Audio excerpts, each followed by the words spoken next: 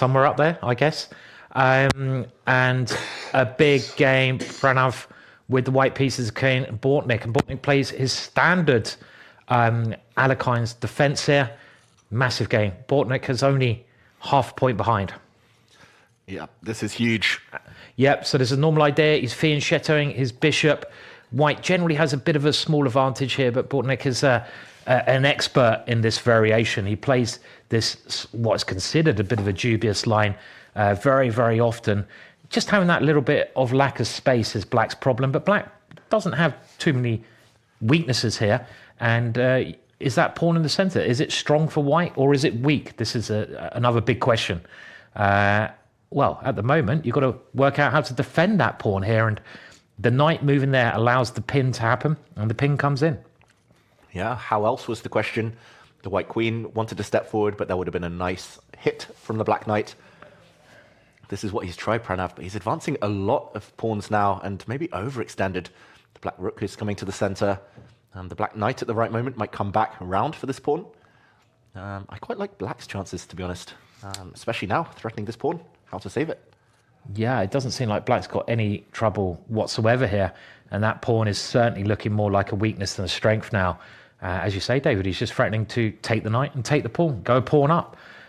So the openings work very, very well. And you can see that Pranav is trying to think if there's any way he can save that pawn. You don't want to go a pawn down without any compensation. And this is looking pretty bad for White.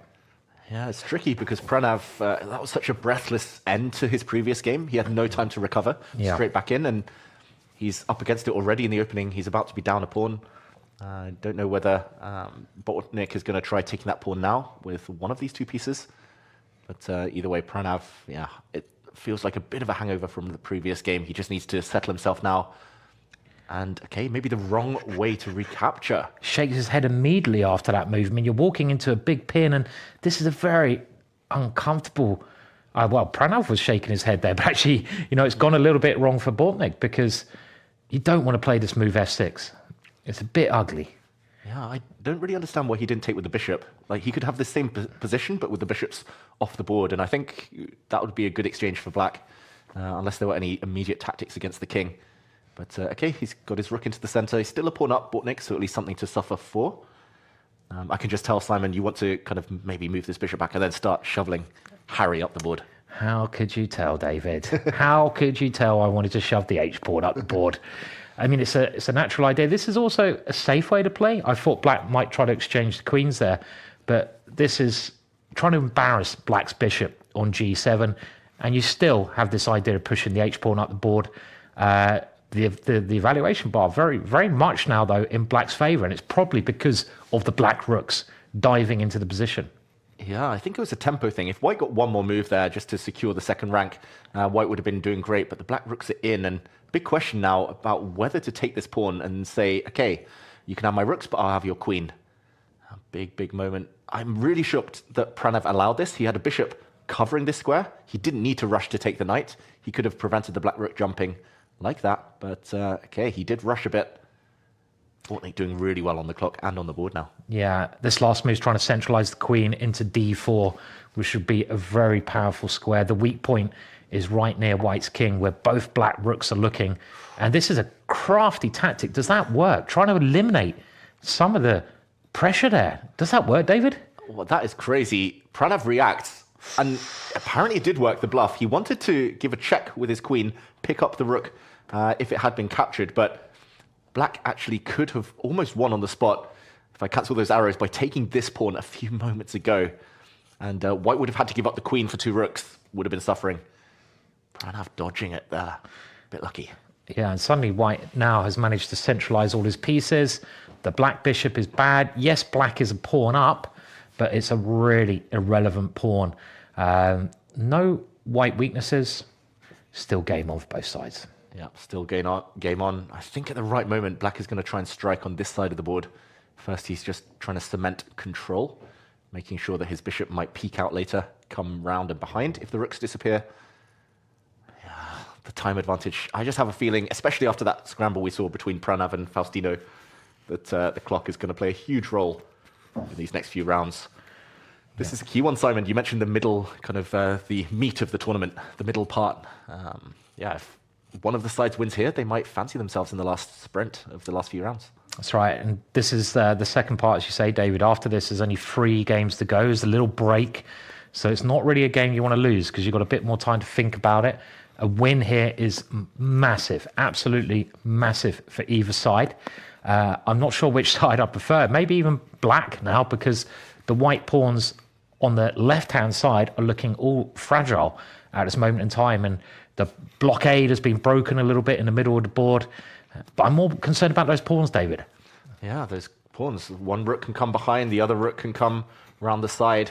This does look very, very scary now for Pranav. He's got to hold everything together with minimal time left and a pawn down. He's trying to create counterplay, but that will only help the black bishop to open up on the diagonal if it steps back. I don't really know what he gained there. The black bishop now looks like it's fantastic and can actually contribute on this diagonal if I can draw arrows a bit later. First the rook comes in. He's just trying to simplify everything, and he's got this pawn in his sights. Yeah. And the black rook's very active, but it's those pawns, the white pawns on the left-hand side, which is a real problem for Pranav. Can Pranav somehow guard those pawns? Well, also the clock. You've got 1 minute, 12 seconds. You've got half the time. He's trying to defend those pawns, but look at that bishop. That's beautiful, that bishop in the middle. Yeah, we've seen this a few times. Opposite color bishops means that one of the side's pawns end up being vulnerable, and you can hold the light squares, but you're not holding the dark squares here for Pranav. This is going to be a painful defeat if he can't hold this one, because it feels like he never really got in the game after what looked like a decent opening, especially after his opponent had played that move f6. But now, okay, it's all hands on deck defensive job here. Bishop is pinned, rook is tied down. I think Bortnyk just wants to move his king in and win this white rook, which is trapped. Wow, that's a very nice idea.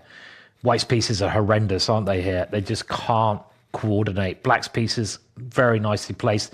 The time situation, it looks to me like Bortnyk's going to be going into the lead with only 3 rounds to go. And White's decided to try and sacrifice some pawns to activate, but there's some serious pawns he's losing here. Yeah, it's looking terrible. 1 pawn down in a opposite color bishop position. Maybe you can survive, but 2 pawns is just too much. And okay, what is the trick? If a bishop takes this pawn, I don't really see what the trouble is here. I guess he's also thinking about bishop e1, just trying to work out which move is better here, David. Bishop e1 might do something. He's moved his king just to get out of the check there, so the bishop had to come in anyway. And now look at that. He's threatening checkmate there. What a crafty idea that was. That is really, really. And he's won. That is so sneaky, so brutal there. Bortnyk, bang on fire. And Pranav really didn't get